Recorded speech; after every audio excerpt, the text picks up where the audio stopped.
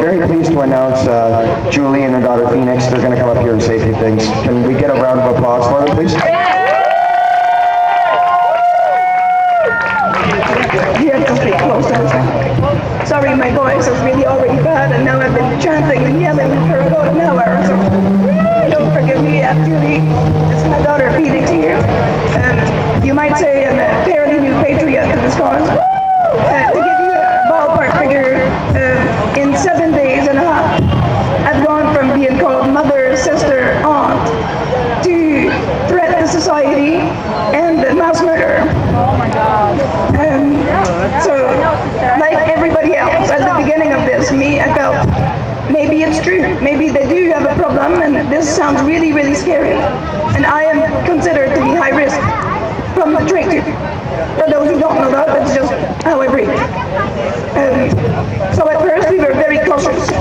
But the day that I started to feel that something was wrong is when I went to Dairy Queen with my family. They had these little dots on the floor, little red dot that said, stand here while giving your order. So I'm like, fair enough. There.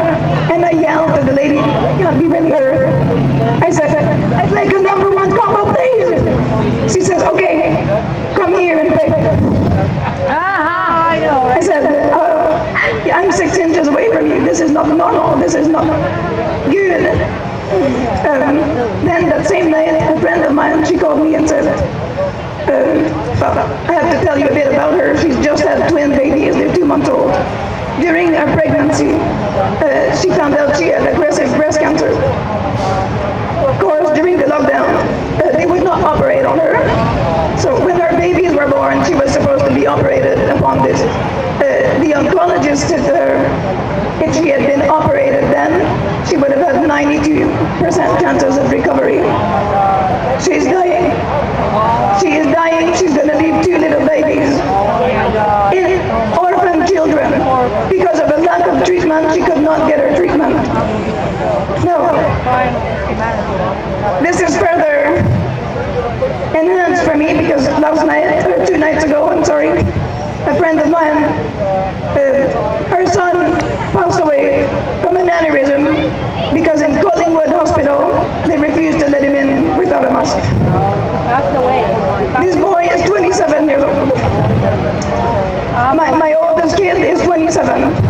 I really feel that. I really genuinely feel that is wrong.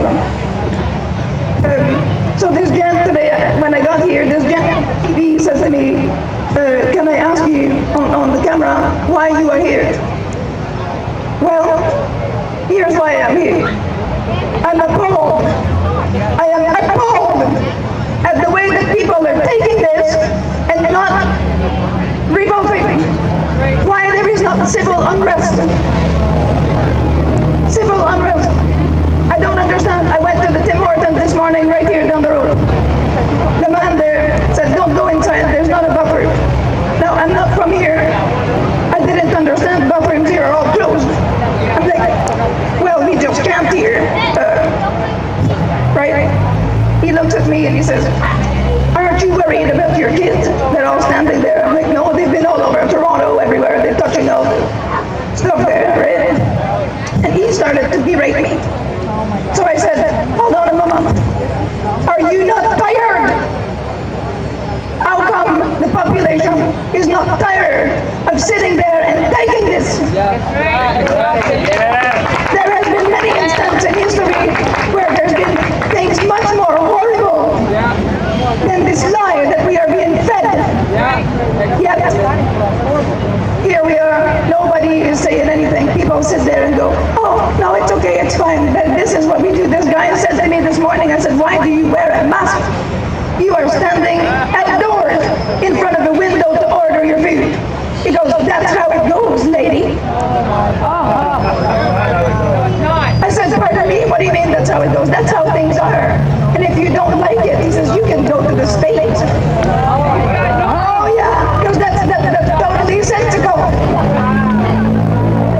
Imagine why he would say that to a stranger. At any rate, it has made me see I am a big patriot for the love the word peaceful. Peaceful, civil disobedience. I have done all over Ontario this week and the week before. Now, a lot of people don't know what that's done. They're very scared, and that's why Chris and Vlad and everybody, I'm so glad about the card. But someone asked me about the card. They said, why do you need the card? They say, oh, then what not? I said, well, honey, you could write that on a burger wrapper in crayon, okay? And it would be the same exact thing. It is an expression of your words. You don't need the card, but if you feel that you do, please write it on toilet paper. Doesn't matter. That's right, because the exemption stands. People need to know. That's right.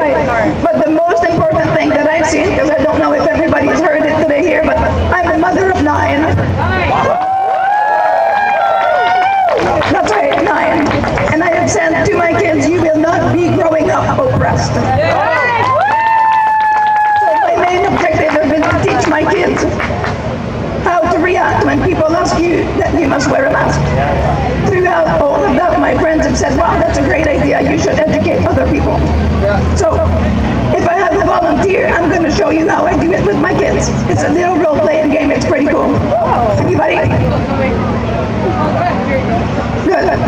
Okay, which role do you want? Would you like to persuade me to wear the mask or the opposite? I'll be the mask wearer. Okay. Would you like to be the Walmart manager or Julie? I'll be Walmart manager. You must try to prevent me from getting my exemption. Go. There is no, you can't, you have to have a mask to come in. You need to be watching out for others' health and Oh dear, I'm so sorry, but I have an exemption. we don't know about any exemptions. You still can't come in. I have an exemption. Can you see me? I have an exemption. And it's stating in the bylaw, which states that you only need your word. There is no proof required. So I am medically exempt. You must let me in. Please come in. No, you're supposed to say no. No, you can't come in. Okay. What's your name, darling? My name is Walmart manager, Number 2. number 2. I am writing that down. Now, go get your manager for me, hon. Yes, I can. Now play the manager. I'm Walmart manager number 1.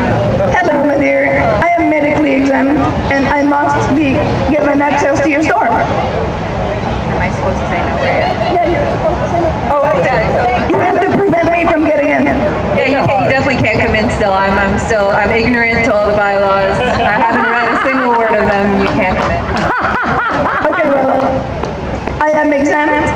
Your employee didn't let me in, and you also are not letting me in. Right now, I'm going to have to call the bylaw officer, which, by the way, is 311 on your phone. Yeah. Do you feel that you want to get in trouble with that kind of stuff at this point?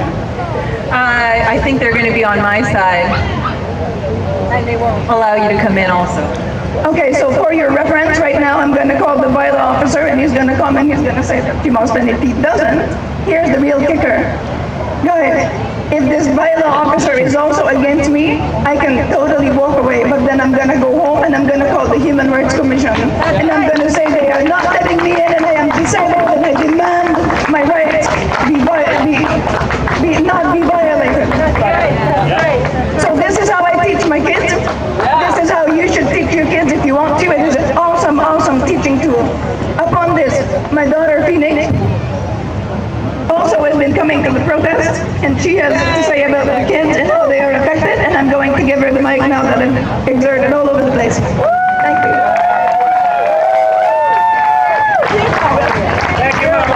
Hi everybody, I'm Phoenix. I'm 13 years old. I'm from Chatsworth, Ontario. So last Saturday I came to the protest with my family, and I was inspired by everybody that spoke. It's such an important thing to me right now. So the effects of the lockdown on the children has not been positive at all. We started at first with online schooling, which did not really go anywhere for any of us. Birthday parties, sports events, everything was canceled. We didn't know when things would go back to normal. So in my opinion, I think that kids' voices are not heard enough. Nobody talks about it. We are the most isolated group out of all of everybody. We don't go to work, we don't go to the store. We have to stay home and deal with this. We have to deal also with our parents' stress. We feel it. Politicians don't hear us because we're not part of the population that votes.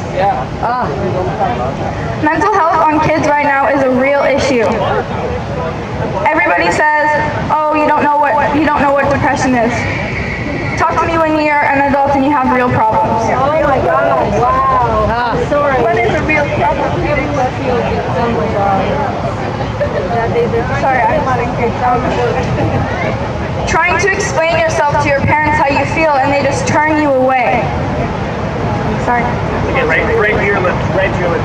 Is my problem bigger than yours? No, our problems all matter the same. I want to empower other kids to rise up and reunite and to show them that we want our normal back. Not their normal. We want our normal back. So, as I'm pretty sure none of you guys know this, I'm a competitive Highland dancer. And this summer I would have had over 45 competitions to attend to all over Canada. And I lost a year of it, and it really just sucks. Yes, it does. That sucks. We matter. Our children matter. Our children matter. Our children matter. It really sucks to see kids my age. In my opinion, I think that we should be the people that are most against this. Growing up, we should not have to deal with this. They're scaring us more than we already are. There was two boys last night. We were with Matthew at the corner of the community center in Hamilton. They were just arguing with us just over what his board said. And after they realized that their point was invalid, they started insulting and swearing just because they didn't know what to say. That's how a lot of people are.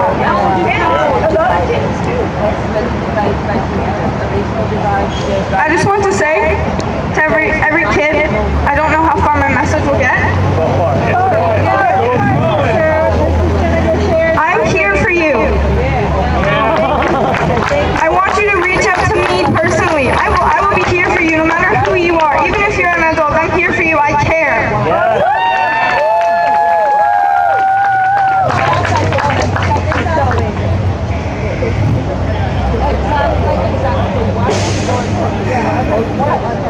You matter. I matter. Everybody here. Even the people who disagree with us, they matter too.